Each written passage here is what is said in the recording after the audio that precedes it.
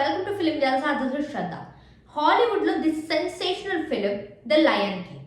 ఇక ఆ ఫిలింకి సీక్వెల్గా ముఫాసా అని చెప్పేసి ఒక సినిమా అయితే రిలీజ్ అవబోతుంది. ఇక ముఫాసా ఫిలిం అయితే డిసెంబర్ 28న ప్రేక్షకుల ముందుకి రాబోతుంది. ఇక ముఫాసా ఫిలిం గురించి ఒక సెన్సేషనల్ అప్డేట్ అయితే రివీల్ అవ్వడం జరిగింది. ముఫాసా ఫిలింలో ముఫాసా క్యారెక్టర్కి మన సూపర్ స్టార్ మహేష్ బాబు గారు అయితే డబ్బింగ్ అందజేశారు అని చెప్పేసి అయితే తెలుస్తుంది.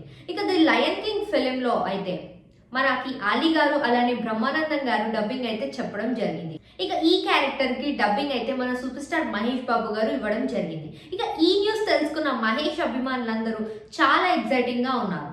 ఇక స్క్రీన్ పైన కనిపించకపోయినా తన మ్యాజిక్ తో మాయ చేయబోతున్నారు అని చెప్పేసి అందరూ అభిమానులు అయితే అనుకోవడం జరుగుతుంది.